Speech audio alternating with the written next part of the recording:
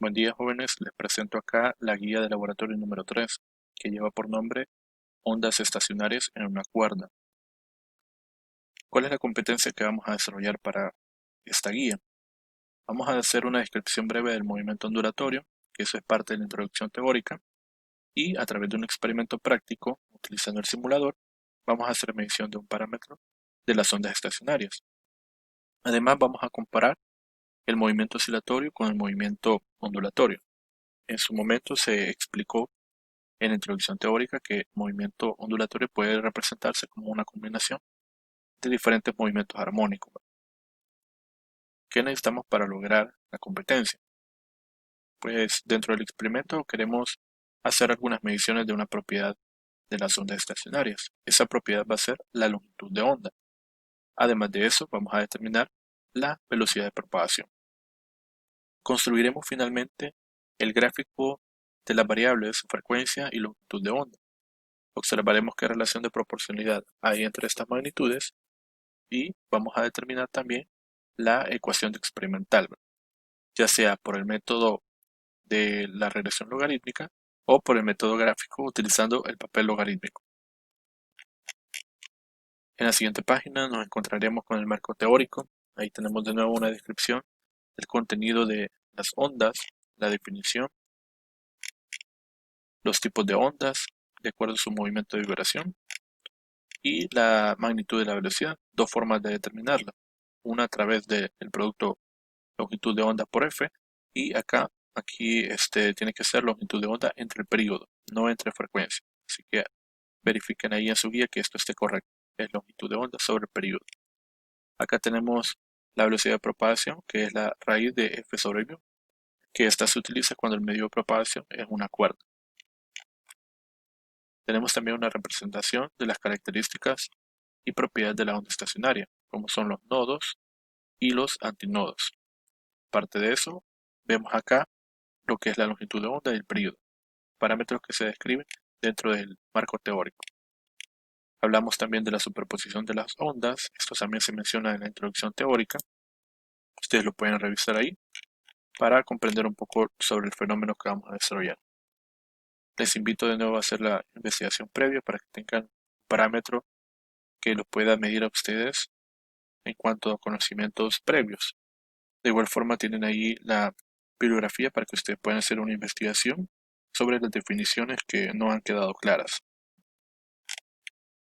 Procedimiento experimental. Tenemos nuestro enlace para entrar al simulador. Se les presentará una pantalla como esta. Ahí tienen la descripción de cada uno de los menús. Y yo me voy a saltar a la parte, este es el procedimiento, me voy a saltar a la parte de la toma de datos. Sería todo esto, todos estos pasos. Y me voy a enfocar acá en la tabla de datos. ¿Qué van a hacer ustedes? Van a generar diferentes frecuencias para medir diferentes longitudes de onda.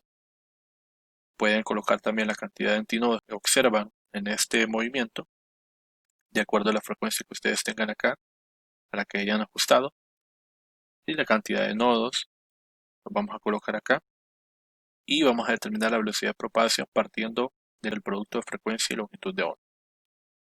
Vamos al simulador entonces. Aquí está la pantalla principal del simulador. En esta tenemos diferentes opciones y tenemos lo que es una representación de la cuerda. Está representada a través de pequeñas esferas que se van a mover de arriba hacia abajo. En la parte superior izquierda tenemos tres opciones: manual, oscilar, pulso. En manual yo puedo hacer oscilar este sistema las veces que yo quiera, puedo generar diferentes perturbaciones en el momento que yo lo desee.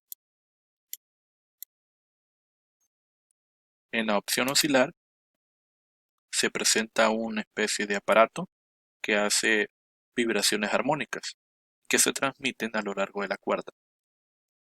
Podría ajustar acá la amplitud de esas oscilaciones y la frecuencia.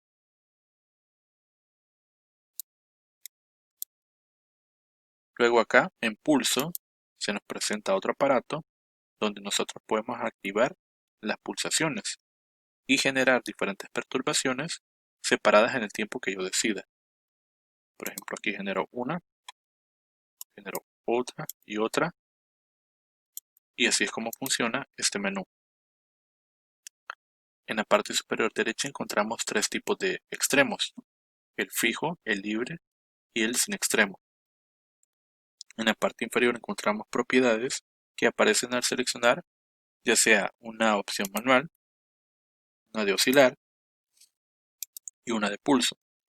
Por ejemplo, en el pulso aparece la amplitud que va a tener la oscilación, más grande o más pequeña, el ancho del pulso, que puede ser muy ancho o más angosto. Y tenemos también la amortiguación y la tensión. La amortiguación es como la fuerza de fricción, ¿verdad? Y es lo que hace que el patrón de onda, que es la figura que vemos acá, se pierda luego de un cierto tiempo. Si yo disminuyo al mínimo la amortiguación, eso no va a suceder. El patrón de onda se mantiene inalterable. El botón reiniciar me sirve para volver a empezar la simulación donde estoy generando las ondas. No así el botón que aparece acá, que es para reiniciar todo, ¿verdad? Todos los parámetros y opciones que hemos nosotros seleccionado. Tenemos acá entonces el menú tensión, que es para ajustar un poco más la fuerza de tensión a la que está sometida la cuerda. Por ejemplo, la puedo poner en baja. Vean ahora cómo se va desplazando el patrón.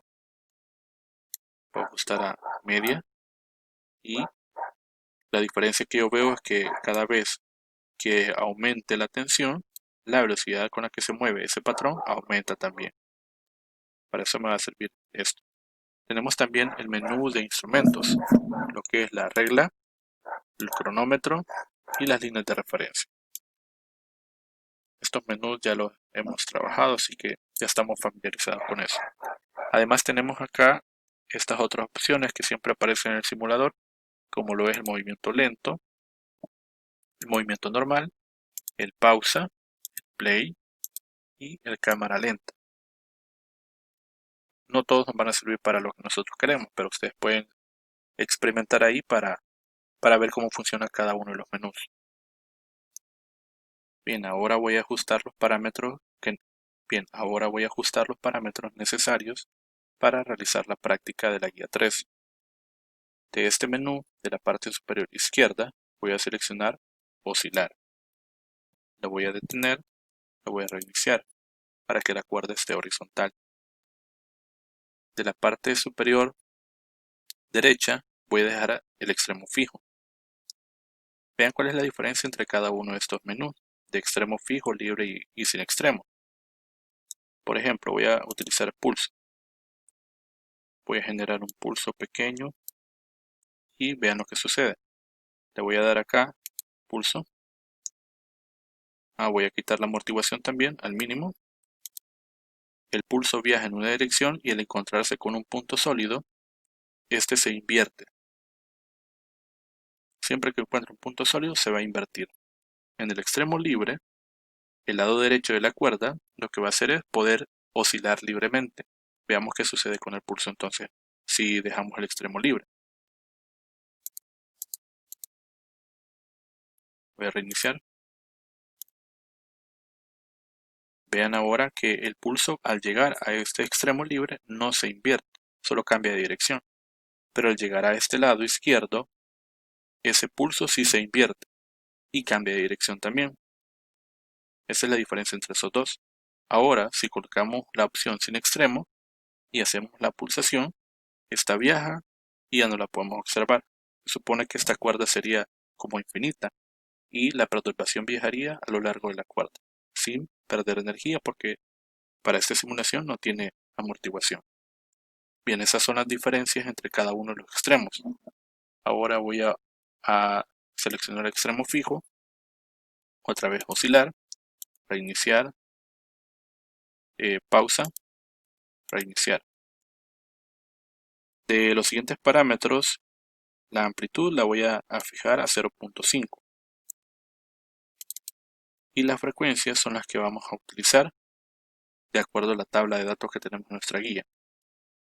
Voy a colocar acá 3 Hz. La amortiguación la voy a necesitar que tenga por lo menos un valor pequeño. Ese es para evitar los efectos de amplitud grande, ¿verdad? O la resonancia que se va a producir acá. Vamos a evitar eso un poco con una amortiguación. La tensión la vamos a dejar en un valor alto. Y vamos a utilizar de estos menús la regla. Ahora lo que vamos a hacer es darle al botón play y vamos a observar las diferentes crestas y valles que se van a generar. Voy a utilizar la que dice movimiento lento y voy a darle play. Se generan las diferentes crestas y valles. Al llegar acá van a rebotar y observen lo que se está generando acá. Da la sensación, voy a darle pausa, da la sensación de que esta onda ya no está viajando, sino que se está quedando estancada entre estos dos extremos. Vamos a darle cámara lenta y vean que hay momentos en los que sucede la interferencia constructiva y destructiva. Voy a colocarlo acá, lo voy a detener, porque yo observo que hay una amplitud grande para todas y del mismo tamaño. Ahí más o menos. Ahora voy a tomar la regla y voy a colocarla entre la cresta 1 y 2, entre esta cresta y esta cresta.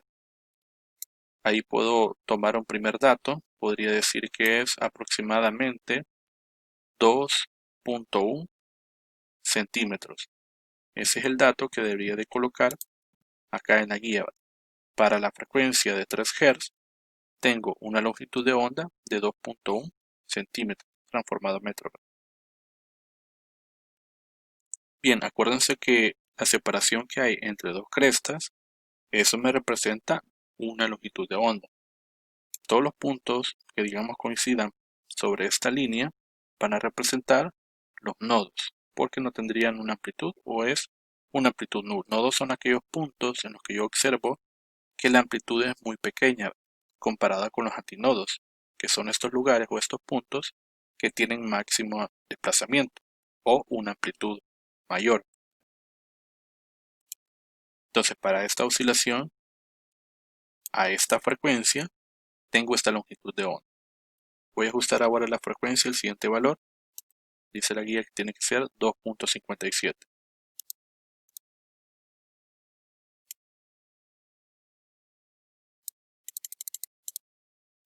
Voy a reiniciar y vamos a darle play otra vez.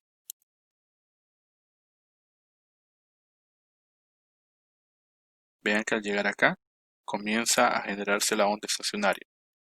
Deben de haber puntos fijos para que la onda estacionaria se produzca.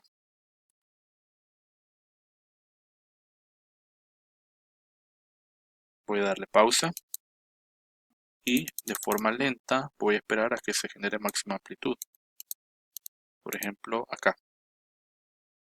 Ahora, entre esta cresta y esta cresta, yo estoy observando más o menos una distancia de 2.4 centímetros. Esa distancia me representa la longitud de onda, ¿verdad? También lo podemos hacer entre estas dos que están acá, que son los valles, aproximadamente 2.4 o 2.5 centímetros. Volvemos acá en la tabla y vamos haciéndolo para los diferentes valores que tenemos de frecuencia. Observemos acá, por ejemplo, el caso de 1.29.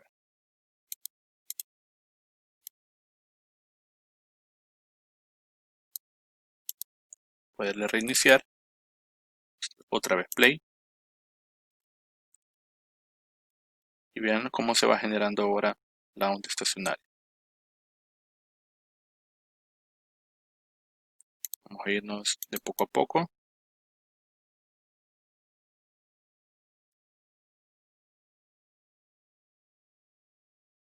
Ahí tenemos máxima amplitud. Vean que estos puntos sobre esta línea tienen una amplitud mínima o muy pequeña o nula. Eso van a ser los nodos. Los antinodos son estas regiones de acá, estos puntos, ¿verdad? Un antinodo, 2, 3. Este patrón de onda tiene 3 antinodos y tiene 1, 2, 3, 4 nodos. De hecho, este extremo que está oscilando sería el cuarto nodo, ¿verdad? Este de acá, aunque su amplitud es pequeña. Lo tratamos como un nodo. Veamos ahora cómo medimos esta distancia. De aquí para acá estaríamos midiendo la longitud de onda. Voy a hacer generar un movimiento más. Vean cómo se van generando las crestas. Ahí tiene máxima amplitud. El hecho de que esta tenga ligeramente una amplitud menor que esta se debe a la amortiguación. ¿Qué sucede si le quito la amortiguación? Vamos a reiniciar. Le voy a dar play. Lo voy a poner en normal un momento. Y vean lo que sucede. Cada vez la amplitud va aumentando porque este sistema está entrando en resonancia.